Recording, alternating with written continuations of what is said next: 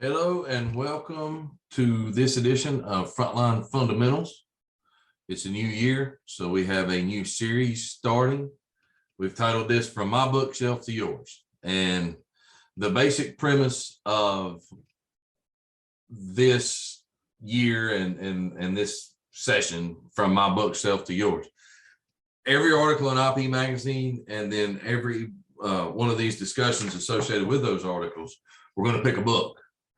And we're going to talk about that book and some of the key points. And all these books should be familiar, at least in title. And I hope that you've read some of them. And one of my goals with this is to encourage for all of us in our personal and professional development, maybe to check out some of these books in however you like to consume them. And so I will say a lot of this stemmed from the fact that last year, a lot of you, I think I know, and know this, we at Incident Prevention and Utility Business Media, with myself as the author, published a book called Frontline Leadership, The Hurdle. And in writing that book, I read through a lot of other books and thought about quotes and principles and things. And one of my absolute favorites and one of decidedly historically the most successful books. I was looking at this slide earlier and I kind of giggled when I saw this line at the top of Stephen Covey's books that over 25 million copies sold. And so I am, I'm roughly 25 million copies away, 24 million, whatever, from catching him. And I don't think I ever will. And I say that very jokingly, but one of my absolute favorite books and the focus of our conversation today. As always, I'll invite you. You've got the chat window, you've got the Q&A, or just the chat window. And so if you want to say hello to everybody, just to make sure that's working right now, and then make sure you send any private messages you want to send to just me where I can see them, to host and panelists, and or choose everybody if you want everybody to be able to see your comments. Those of you that have been here before certainly understand the interactive nature of these. Due to the group size, we limit these to webinars, which I kind of hate because that way we can't all really talk, share cameras and all that, but you can interact with each other and with me through the chat window. You can, if you want to, raise your hand and we can unmute you if you have some value that you want to add or anything that you want to discuss. So I'm going to jump right in this concept again, From My Bookshelf to Yours, and we're going to talk about the 7 habits of highly effective people.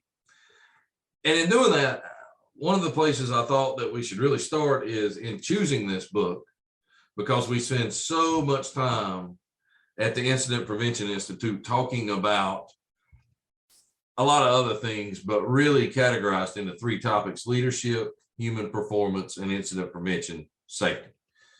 And when you think about safety, one of the very first things you teach people and that you talk about a lot is habits. While there are good habits, quote unquote, I get in the car and I put my seatbelt on. That is a good habit. But by definition, a habit is acting out of unconscious thought with very little monitoring. And so when you think about safety and how we should lead safety and how we should work safely ourselves, one of the very first things you teach people is habits are bad. Like, don't work out of habits. Don't work out of habits.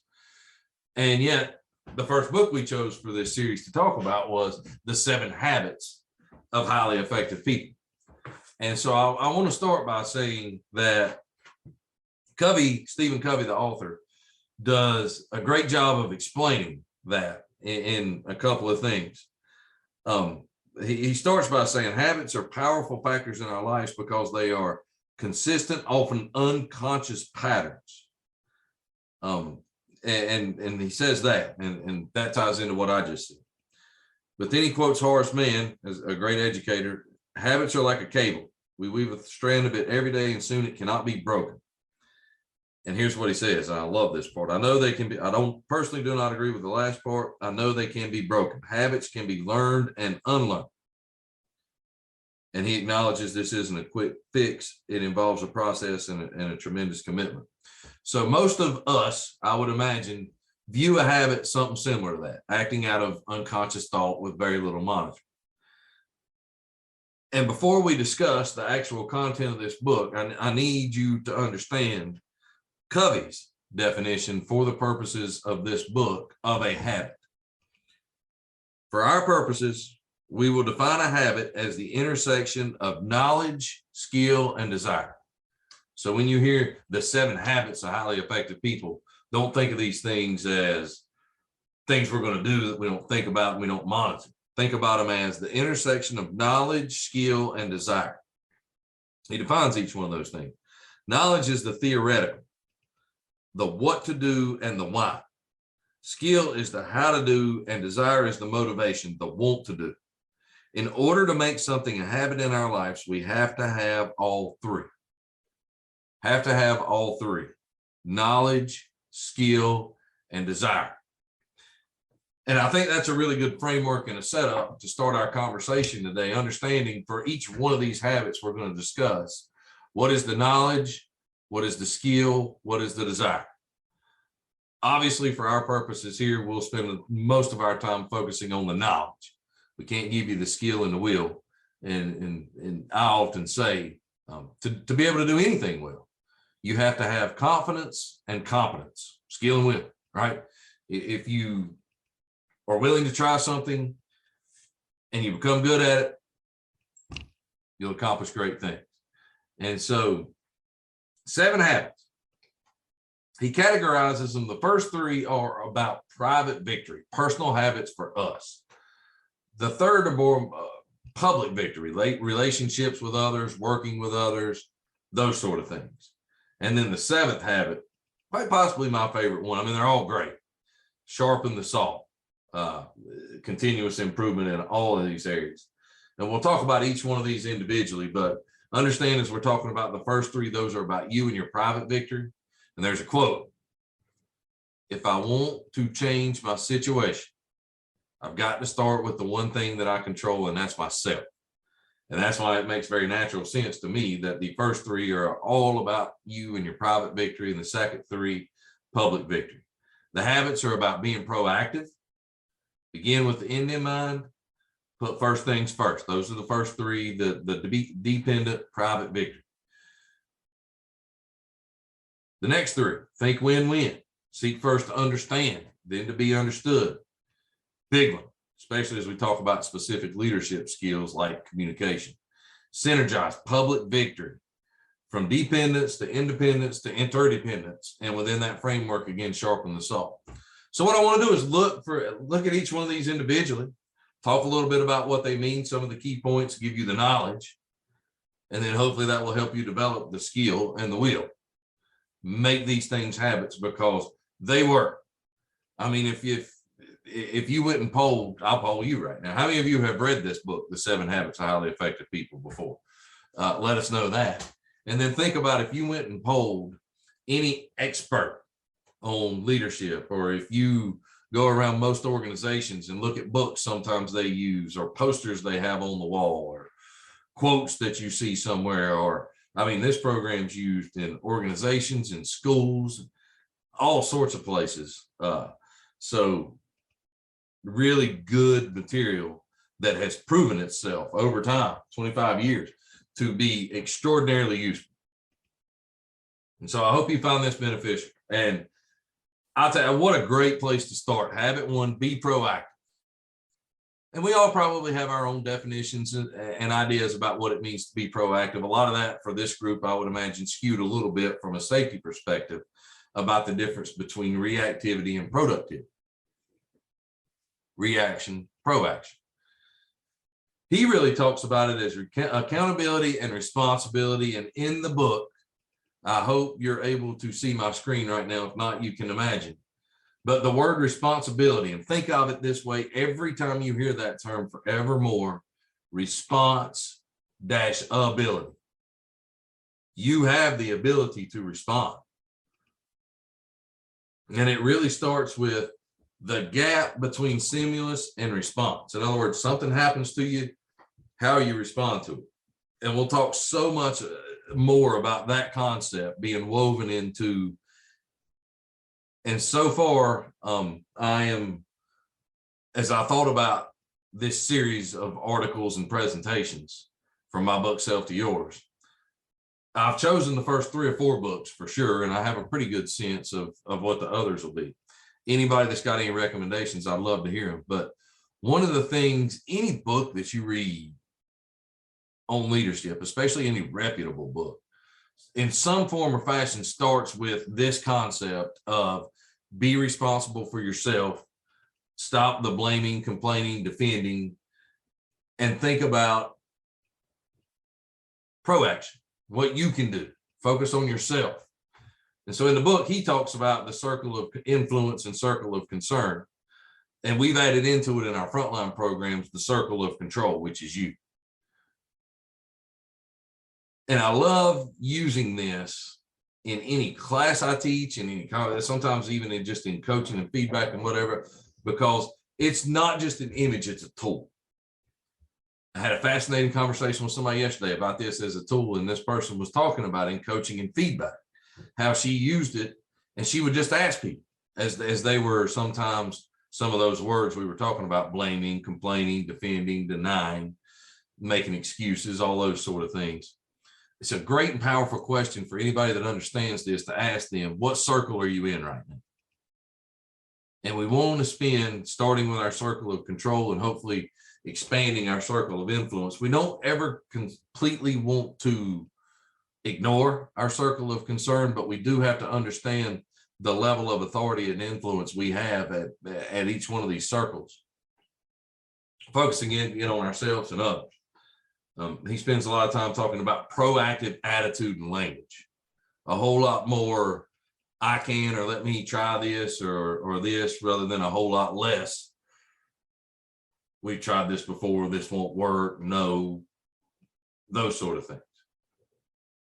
Maybe nothing more important about this habit number 1, be proactive, than that bottom line that you see right there. Behavior is a product of conscious choice. Behavior is a product of conscious choices, actually plural.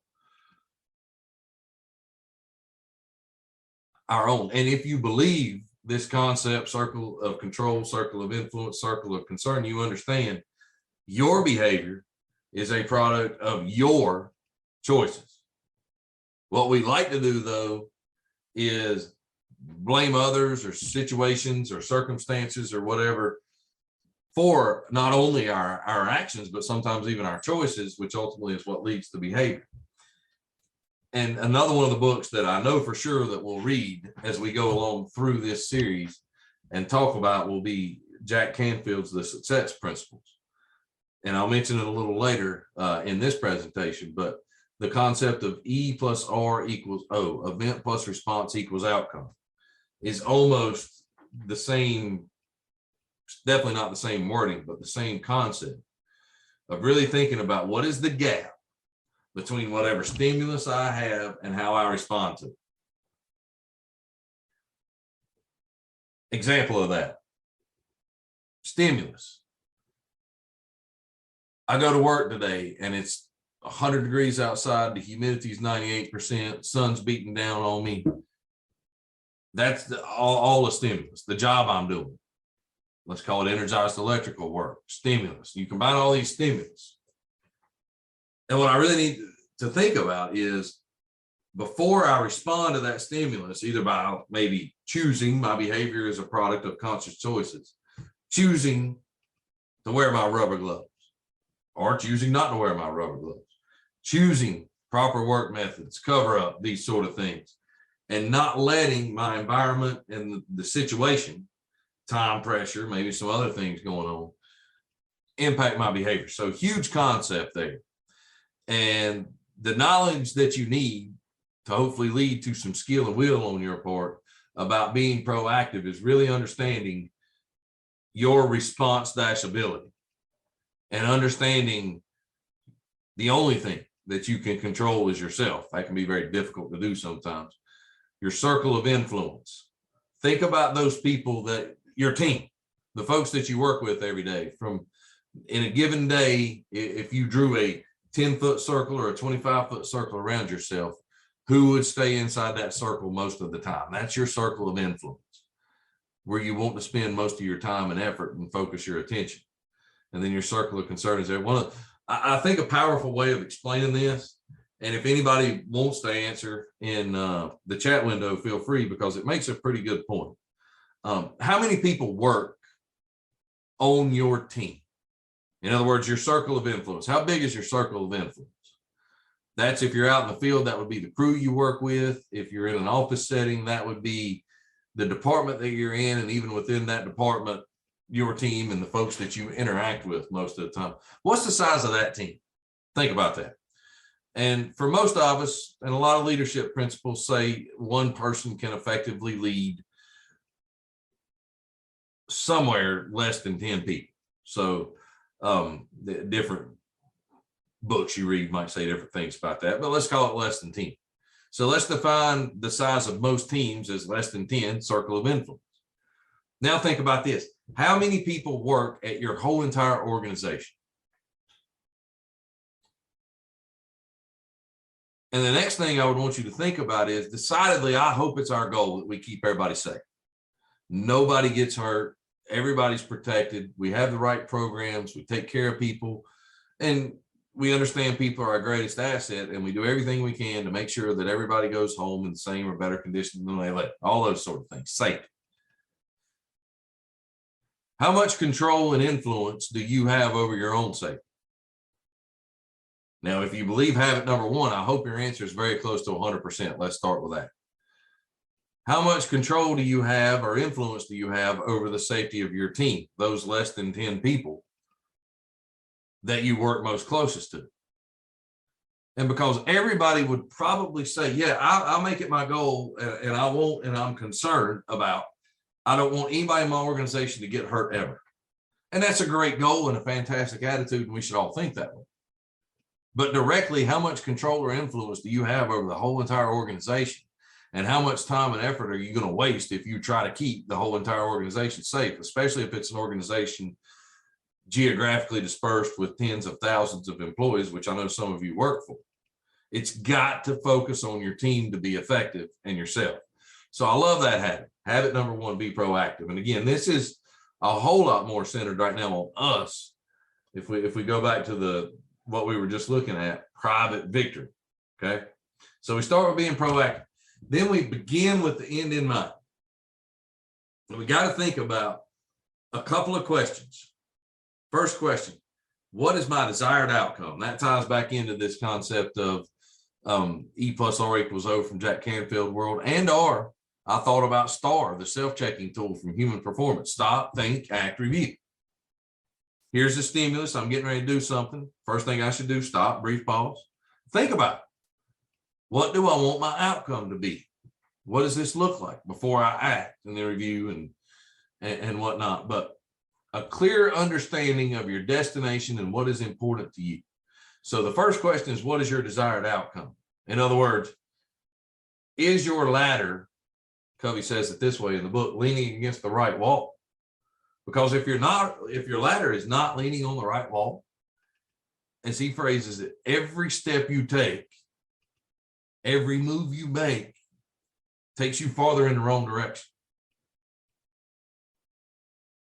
Implications for us as leaders, and implications for us as safety leaders, huge implications. Coaching and feedback.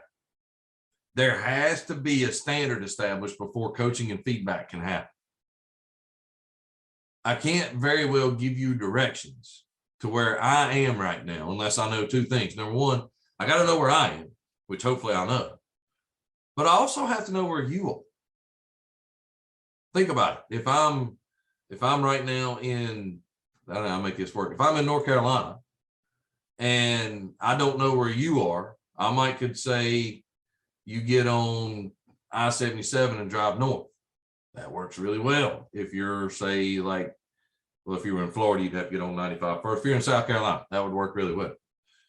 But if you're in Virginia and you get on 77 and drive north, that's not going to help you much. So clear understanding of where you are and where other people are, your destination, is required for coaching and feedback. Goal setting, standards. Clear understanding obviously implies that something has been communicated and is mutually understood between two people. At the organizational level, this is also about what are our values? What kind of culture are we creating? At the team level, same thing. And at the individual level, what is going to be my basis for decision making? Huge implications, safety. Not to get into the semantics of it, and I won't even go there right now, but like safety is our top priority. There's a problem with that. Safety should be a core value. And if something's a core value, then one thing that's going to happen with it is that's part of that wall that my ladder is leaning against. And every decision I make is going to involve a thought process, and safety is going to influence that decision. And so I hope that makes sense. And I'm sure some of you maybe have heard that STAR tool before, that concept of event plus response equals outcome, and really think how these habits, each one of them separate by itself, is fantastic. But think about how they start to work together. Habit number one, be proactive. The gap between the stimulus and response and our behavior is a product of conscious choices. Now we understand, begin with the end in mind, those choices are based on what our values are. And now we even have tools, specific tools, E plus R equals O, STAR, that self-checks, verification practices that can help in our decision making. Very clear understanding of your destination, what's important to you. The third and last individual principle, put first things first. Covey says it's the fulfillment of habits 1 and 2, be proactive, understanding we are in charge, and begin with the end in mind, goal setting. To create what we want, the exercise of independent will toward becoming very principled centered. Now, a lot of people, first things first, that's where we start getting into sometimes a misunderstanding of, well, we're talking about priorities and priorities change based on our circumstances. Not the case here. What's always going to be important to me in a work environment, on your team, and for everybody else, I think this is where that confusion creates a lot of mixed messaging around safety and the concept of I'm either safe or I'm productive. Couldn't be farther from the truth. First things first, guess what's important? Safety is important, productivity is important. Guess what else is important? Quality, customer service, system reliability. Those goals and metrics, put first things first. And I hope in terms of leadership, you understand, put people first. So clearly establishing, put first things first, the combination of principles 1 and 2 will lead you to understand exactly what it is that you want and how to get there. Knowledge, skill, and will. Then we shift gears towards public victory. So those things are about private victory. Then we talk about public victory. I love this one. Think win-win. Win-win is a philosophy, a frame of mind, and a mutual benefit in human interactions. I won't come back to that thought, but really think about a mutual benefit in human interactions. Cooperation over compromise. That to me is huge. This takes decidedly on your team and in your organization, in my opinion, prerequisites of culture and alignment. That's where I mentioned, some of the motivation for this was the fact that I wrote a book and read this book as part of my research process for the book I wrote. The book I wrote, Frontline Leadership, The Hurdle, is based a lot on the premise that the hurdle, culture and relationships, things like alignment. And the thought process there is, if you think about a hurdle, track and field, literally a hurdle that you're going to jump over, and you're just standing still in front of that hurdle, it's very difficult to jump over. But if you get the run up right, getting over that hurdle becomes a lot easier, if not simple. And so think win-win can be done separately, but I think it requires a little bit of that run up. And I think Covey gives us a ridiculously insane amount of wisdom and insight into what that run up should look like as far as culture creation and developing relationship. But I don't know about you, but I do know this. In my whole life, in my upbringing, and probably 90% of the training that I've been through professionally, anytime the topic to conflict resolution comes up is what really got me thinking about this concept of think win-win, because I remember it was very shocking and enlightening to me of what you see on the screen right now as far as this dual concerns model. And this is from a book called Negotiation and Social Conflict, where we plot on the x-axis the interest of ourselves and on the y-axis the interest of others. And this is really interesting because think about it. Like I said, your whole life you're taught what? Anytime there's conflict is bad and we should compromise. First of all, conflict is not inherently good or bad. It can be very beneficial. And I am not saying, I want to be crystal clear about this, that compromise is a bad thing. What I am saying and implying is this: compromise, by definition, means we both give something up. So think about this. If I'm only interested in myself, I'm competing. If I'm only interested in you and not myself at all, in conflict, I'm yielding. If I'm not interested in anything, and unfortunately, a lot of times our number one strategy when we deal with conflict, I'm avoiding it. Just hope it goes away. And so somewhere in the middle of all that is compromise. But really think about this. If we balance ourselves and others, and if we have created the right kind of culture, and if our team and our organization or whatever group we're talking about is aligned, and by aligned, think about what we just talked about in terms of be proactive. Begin with the end in mind. It becomes very possible for us actually to cooperate. Really want you to think about that. Go back through the habits, be proactive, begin with the end in mind, establish a clear set of values that will be the basis of our decision making, understanding those, put first things first. If we do that, individually, as a group, as a team, as an organization, it becomes possible to cooperate rather than just settle for compromise, which in and of itself can be difficult. So when you say, or when Covey says this is a benefit, mutual benefit in human interactions, understatement, way understated there, our ability to think win-win.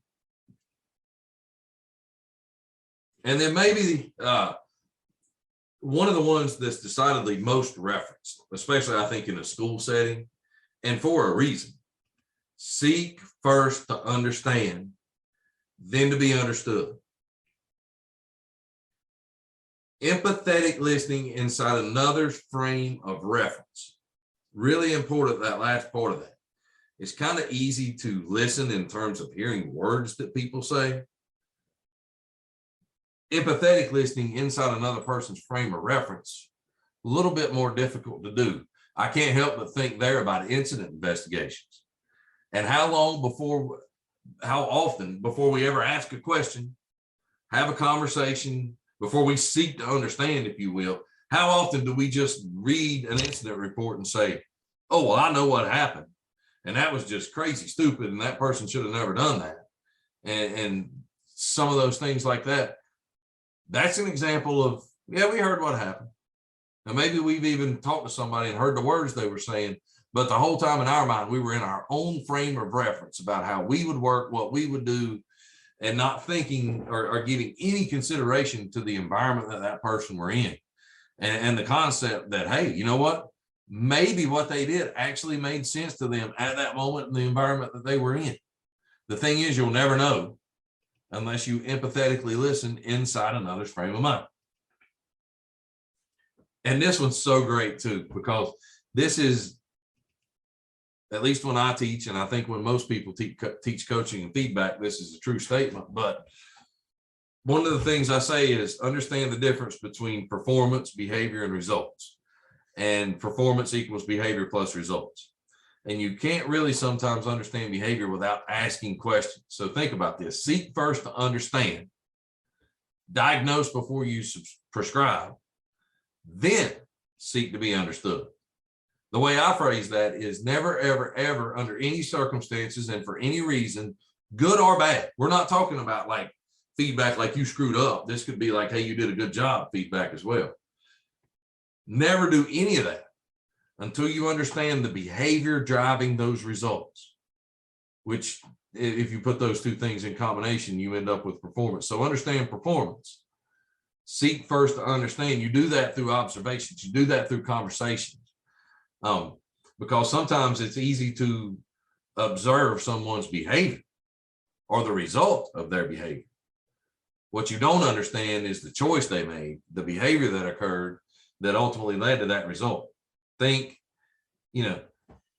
hopefully you understand, maybe that'll make sense if I ask this question. Is it possible to do everything 100% completely right, follow every rule, every procedure, and still get hurt? Absolutely it is. Can I have a recordable injury and be following every single safety rule you have? Yes, absolutely. That can happen. Sitting still at a red light with your seatbelt on and you get rear-ended at an intersection. And you end up in the hospital with whiplash or something like that. I could give you a whole lot of examples. I will acknowledge most injuries and incidents that occur in the workplace are not necessarily fall into that category. But nonetheless, seek first to understand, diagnose before you prescribe, and seek to be understood. And because when we teach communication, that's one of the things that we teach is communication is actually very easy. Effective communication is very, very difficult. The only difference between the two is two words: mutual understanding. In other words, communication is exchanging thoughts, feelings, ideas, messages, whatever else. That is super easy to do. I am communicating right now in a lot of different ways. I got some hand motions going on. I've got some words I'm saying. There's some images. There's a lot of things going on. I'm communicating. Am I effectively communicating? Don't know. Because right now there is no feedback loop.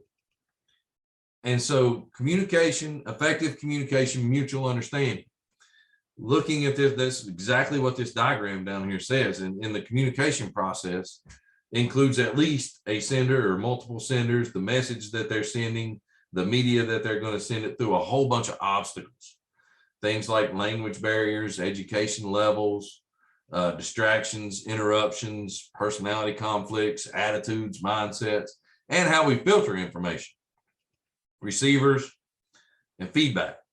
And the way I typically explain this, and it blows people's mind when I first say it, but then it starts to make sense as we explain it, is I propose that we're better communicators when we don't speak the same language. Say that again. We're better, meaning more effective communicators, and we just describe effective communication as resulting in mutual understanding when we don't speak the same language. That's a pretty bold statement to make, but it makes sense if you think about it, because it's a great leadership lesson. It's a great communication lesson, and associated with this habit of seek first to understand and then to be understood, it is a great example of all. Is if I know we don't speak the same language, my focus shifts from me and my message, what I'm trying to say, what I want to say, almost exclusively to you and the feedback that I'm getting from you. Now, decidedly, does that take more time and effort? Absolutely it does. Is it harder for me? Absolutely it is. Key question there. Is it worth it? Yes, it is. So in terms of leadership, is it worth to think more about other people and their needs and wants and feedback than yourself? More on what they have to say than what you have to say. Absolutely it is, in terms of communication, everything else. And I think that's exactly what Covey's saying with this habit. And he says this, and I couldn't agree more. I will read this first bullet again. Communication is the most important life skill. We could make the case for a whole lot of life skills, and we could make a whole lot of cases for a whole lot of things about leadership, trust, and a whole lot of other words that come to mind. But think about anything that you try to do, right? You could know really well how to do something, but if you're not an effective communicator, it might be very difficult for you to explain for somebody else how to do something, whatever that thing is. We were talking about coaching and feedback earlier.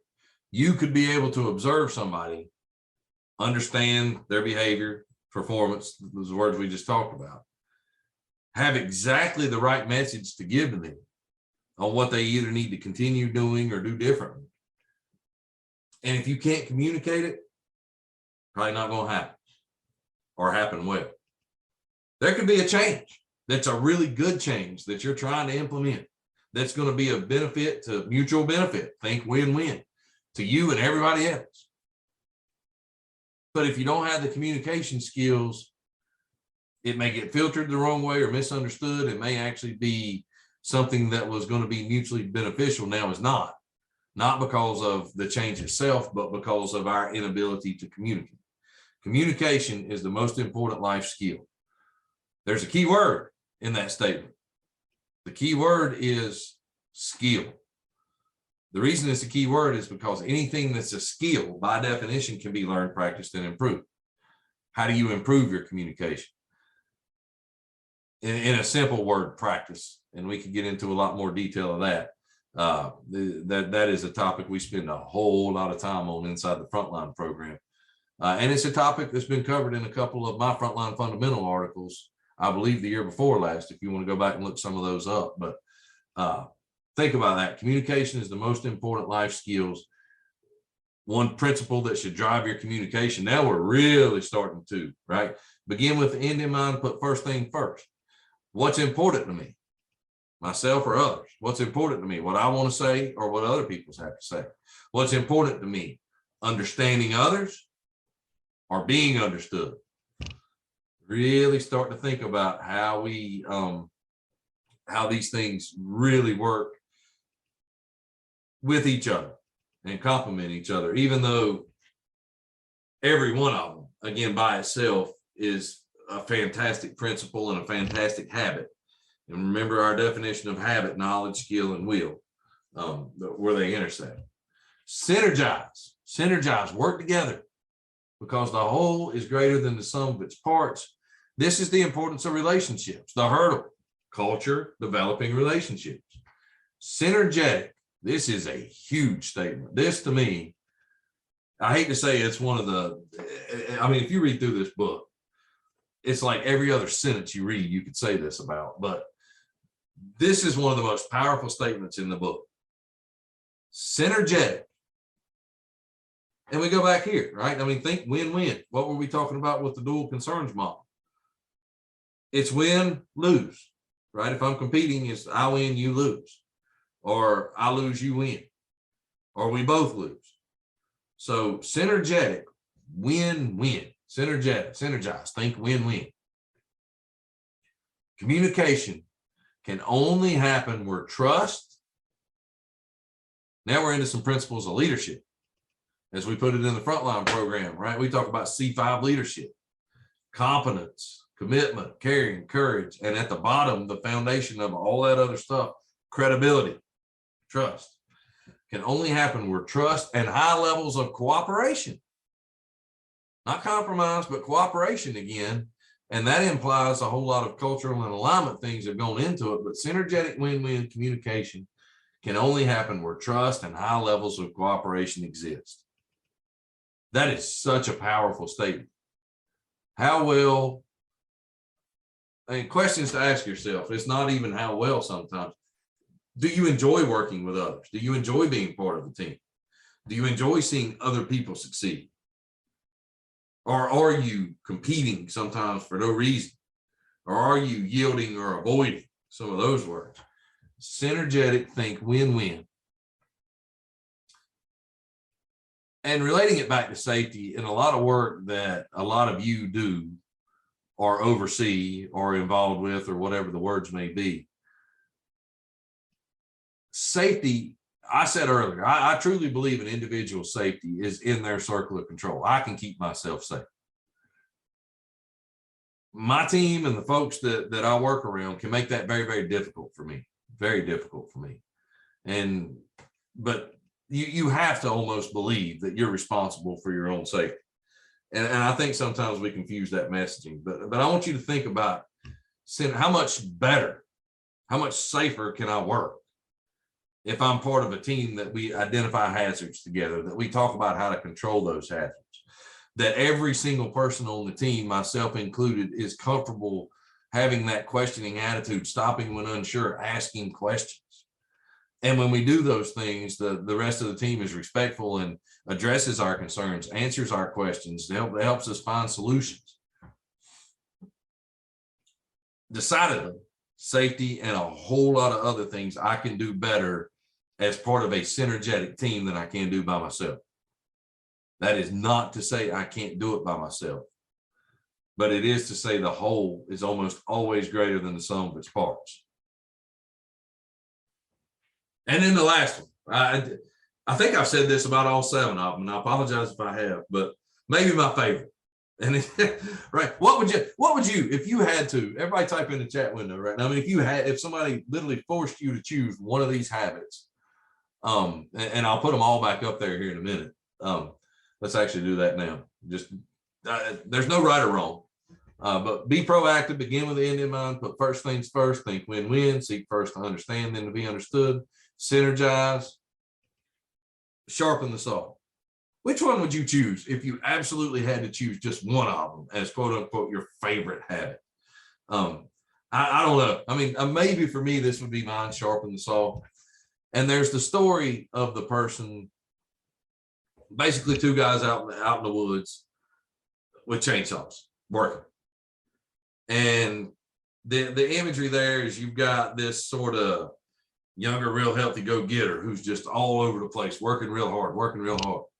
And then you've got this more experienced worker taking breaks every now and then, working at a little bit of a slower pace and whatnot. And so, you immediately think, well, surely that young guy going crazy, running around like a maniac all over the place, the pile of wood that he's cut has got to be bigger. But then if you look, no, the guy going slower actually has more wood cut. And then seek to understand. Maybe you go ask them a question, and each one of them, well, and you go ask the first guy, hey, this pile's bigger than yours. Why? And the guy's like upset about it. I don't know. I'm working hard. Well, I'm tired. He keeps taking a break every like 15, 20 minutes. And I literally cannot understand why I'm not doing more work than he is. It just doesn't make sense. And then so you go seek to understand again, talk to the other person.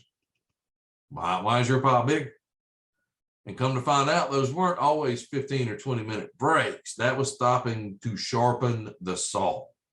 And by sharpening his saw works better. It's doing more work. He's using actually less energy, working smarter, not harder kind of concept. So that's the story behind sharpen the saw. The detailed explanation of it is, at an organization, we can and should and absolutely is true, the people are its greatest asset. For you, yourself, I don't know if you've ever thought about it this way, you are your greatest asset. Now, if you don't believe that, that's probably a problem in terms of your ability to succeed at even task level, but at a career and personal and professional level as well. You are your greatest asset. And Covey defines 4 dimensions of your nature and talks about how to sharpen the saw in each one of those: physical nature, spiritual nature, mental nature, social, emotional nature. And I think some of these words help with, in your physical nature, that's probably the most obvious one for most of us. Exercise, physical exercise, nutrition, stress management, those sort of things. How well do we take care of ourselves physically? The spiritual, value clarification and commitment. Does that sound familiar at all? To things like begin with the end in mind and put first things first, maybe. But value clarification and commitment, study and meditation, the mental aspect of yourself, reading, visualizing, planning, writing, developing your competence in terms of your soft skills might be another way of saying that. And then social and emotional, service, empathy, synergy, a couple of those words we've mentioned already, intrinsic security. So think about each one of these parts of your nature, and then think about how to, they're skills. Again, we talked about anything that's a skill can be learned, practiced, and improved. And maybe rather than the word dimensions, maybe think of your skills or however you want to say that. But how can I improve myself physically? How can I improve myself socially and emotionally? How can I improve myself spiritually? How can I improve myself mentally? And I would really challenge you, and maybe even build off of these, but make a list of one thing you could do every day. It could be simple. One of the things that I started doing was picking out some of my weaker areas that I don't focus on, right? Like, I eat horribly, but I'm decently disciplined about exercise. And I get some form of exercise almost every day. Some days I even do like 2 a day kind of things or whatnot. So what's really easy when you're thinking about this is to focus on that, what you're already good at, what you already do. But one of the things is, as I was thinking about this and reading through it, that this habit really challenged me about was, for instance, the reading part. I don't do a lot of that. I don't necessarily love to read, but one of the things that I've started doing is, I said, do one small thing each day. So make it, find books, great books like this one, reputable books. Read 5 pages of it every day, or 3 pages, or to wherever you want to start, and then maybe build up to 10 pages. What can I do to improve myself spiritually? How can I be more empathetic? And I think, within, because I don't know if you noticed, and I love this graphic right here, but notice the 7th habit. We've got these habits of private victory, and we've got these habits of public victory. The 7th habit of sharpening the saw includes all those and goes all around those. And I absolutely love literally almost everything about this book. I mean, I can't stress enough, the reason that I chose it for the first article in this series is because it's almost a no-brainer. It is a no-brainer in David's opinion. Like, if there was one book, and people ask me this kind of question sometimes, hey, if I like to read, I want to improve my leadership skills, or I've got this cultural thing going on at work, or I'm having this problem with this coworker, whatever, what can I do? And in terms of competence, a lot of times reading books and whatnot can help. Anytime that I'm recommending a book in a professional or a personal development sense, this is always number one. I mean, there's some books that maybe are more useful for specific things than others, but just as a comprehensive, I want to be a better, insert whatever words you want here. I want to be a better leader. I want to be a better teammate. I want to be a better person. I want to be more successful. I want to be a better parent. I want to be a better son. I want to be a better daughter. Whatever the word is that you insert right there, something, if not everything in this book, will help you answer that question. So the thing I would definitely challenge you to do, if you're the kind of person that likes to read, is to go out and get this book if you don't have it already. If you have it already, I would go get it and read it again. If you're not the kind of person that likes to read, maybe check out the audiobook version of it if one's available, and for it is. And I did mention that here's my contact information if you want to discuss any of this more. And for anybody that's interested in my book as well, Frontline Leadership, The Hurdle, incorporates some of these principles for sure. I will easily and readily confess I don't say it as well as Covey. But the interesting thing about that book is it is phrased and intended for exactly you, people that work in the utility industry, and some of the specific challenges and scenarios that you face and whatnot. So grab your camera on your phone, scan that if you're interested on it, or you can go to Amazon or really about wherever they sell books and look for that book, Frontline Leadership, The Hurdle, and also Covey's book, The 7 Habits of Highly Effective People. So I guess I would close with this challenge is make all 7 of these habits a habit for you. You can't go out and obviously start doing all of them 20 minutes from now, but understand the words. Think about what it means to be proactive, to be synergetic, to think win-win, to begin with the end in mind, seek to understand, and use those and apply those. The more consistently you do that, he uses the word effective, and I couldn't agree more, the more effective you will be. but I also can almost guarantee you could replace the word effective with successful. And there's different ways of defining success for sure, but powerful lessons in personal change. The 7 Habits of Highly Effective and Successful People. Great book, great read. Again, I hope that you will continue to read my articles in IP Magazine, continue to come to these webinars. I jokingly and seriously at the same time always say they're free, so you'll get what you pay for, if nothing else, when you come. Plus, if you're a CUSP, you will get a CUSP point for coming to these. But on top of that, think about in terms of sharpening the saw. Maybe these are 2 resources you might want to consider. Stacy, thank you, has put the registration link for the next one of these webinars, which will be on March 9th. I don't know, has anybody read the book, Extreme Ownership? The Navy SEALs, Jocko Willett and Leif Babin. If you haven't, that will be the book that's covered in that article in that webinar. If you have, I'm sure it would be a great review of some of the key points from that book. And remember where we started there. In this one, we talked about being proactive, circle of control, and that habit is how this stops. Response-ability. What's the title of the next book that we're going to read? Extreme Ownership. Start to see a real key principle that we miss far too often as leaders in this industry, especially as safety leaders in this industry, of response-ability and ownership and accountability, and what those words means and how they're applied. So thank you all for being here.